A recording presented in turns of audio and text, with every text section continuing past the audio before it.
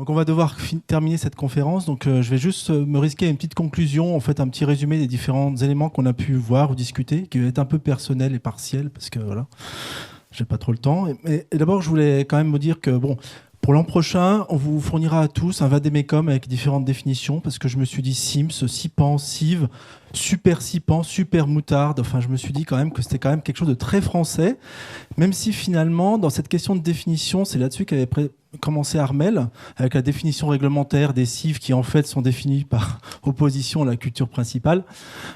Finalement, c'est vraiment dans cette question de définition qui est super importante pour maintenir le compromis finalement entre les services énergétiques, donc la production d'énergie qu'on attend de la cive, et d'un côté la production alimentaire et aussi tout un tas d'enjeux environnementaux. Parce que comme le disait, je crois que c'était Nicolas, qui parlait d'un espèce de jeu d'équilibre. Finalement, cette question-là, on a tous tendance à se poser la question un peu de façon un peu simple, finalement, est-ce que c'est positif ou négatif, sur quoi en général. Et en fait, tout ça est, comme toutes les problématiques agricoles, un peu plus complexe que ça. Tout n'est qu'une question de compromis. On voit que sur cette question du compromis entre l'équilibre entre production alimentaire et du coup production de biomasse à vocation énergétique, on a quand même pu voir qu'en fait, une des clés de voûte qu'on voit aujourd'hui paraître, c'est quand même la question de la date de récolte, qui est un peu le curseur en fonction dans le sens sur lequel on bouge. Au printemps, quand on va récolter notre cive, finalement, on va prendre plus ou moins de risques sur la culture d'après. Mais ce compromis-là, faut aussi qu'on le fasse au niveau environnemental, parce qu'on a vu, si on fait un peu le bilan des choses qui ont été présentées aujourd'hui, on voit que les cives, globalement, on pourrait se dire, voilà, ça a un effet positif sur le stockage du carbone dans les sols, voire même sur certaines émissions de gaz à effet de serre liées au sol, comme le M2O. Mais par contre, on est un peu moins efficace qu'une Sipan, parce qu'on n'a pas encore trouvé la super cive qui va être aussi équivalente, aussi performante que la super moutarde. Et donc il y a aussi cette question de comment est-ce qu'on gère le compromis de façon régionalisée en fonction des attendus environnementaux qu'il y a sur telle ou telle région, notamment une région comme la Bretagne où on sait qu'au niveau qualité de l'eau, le curseur de compromis il est quand même très très très sensible. Donc ça c'est vraiment quelque chose qui je pense doit nous préoccuper. Et d'ailleurs, en fait, sur cette question de compromis-là, je me suis dit, tu l'as pas présenté comme ça, Gilda, mais quand on nous a présenté finalement le fait d'implanter un radis avant d'implanter une cive, en fait, quelque chose qu'il ne faut pas qu'on oublie quand même, c'est que finalement, en Bretagne, si on veut être bon sur la captation de l'azote sur une Sipan, en fait, l'enjeu, c'est d'arriver à capter le reliquat d'azote avant le début de la période de drainage, parce qu'après, en Bretagne, c'est fini, c'est parti, voilà. Cette période de drainage, c'est au 15 octobre, en général.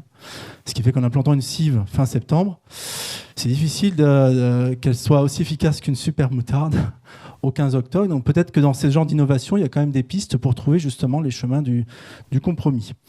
Un autre mot là, sur lequel on a pas mal terminé sur les échanges, c'est la question de la gestion du risque, parce qu'effectivement, les aléas climatiques qu'on connaît font que finalement, on doit gérer un risque soit sur la culture principale, soit sur la culture intermédiaire, voire même souvent les deux. Et donc, ça, c'est vraiment quelque chose qui doit être pris en compte dans la conception des projets de méthanisation, ou comme le disait Gilda, si concrètement on est au taquet sur la moyenne d'une année pédoclimatique par rapport à notre parcellaire, le jour où il va y avoir le moindre pépin, on va avoir des soucis d'approvisionnement.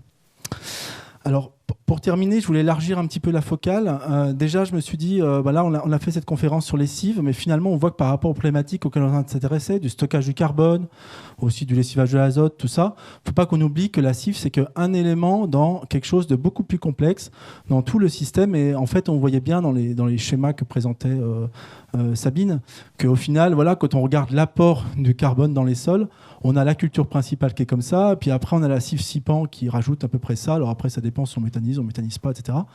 Mais du coup, il ne faut pas oublier que le gros pâté en dessous, en fait, c'est la culture principale. Et que donc, en fait, même sur ces problématiques-là, la question de qu'est-ce qu'on fait aussi dans l'ensemble du système pour faciliter le stockage du carbone, elle se pose aussi. Et enfin, je voulais terminer avec un thème qui est un peu d'actualité, mais la méthanisation, alors certes, ça a été vendu comme une voie d'atténuation du changement climatique, donc de réduction des gaz à effet de serre pour l'agriculture, mais aussi globalement, pour notre société. Mais il ne faut pas qu'on oublie que finalement, l'urgence pour demain, c'est aussi de s'adapter, même si c'est un peu difficile des fois de faire les deux en même temps. Et on voit qu'effectivement, les chercheurs, c'est un petit peu comme les gens sur le terrain. En fait, on court un peu derrière cette question d'adaptation parce qu'on a envie de savoir finalement qu'est-ce que ça donne nos cives dans un climat de 2050, dans un contexte où il y a déjà un débat sur c'est quoi le scénario climatique pour 2050.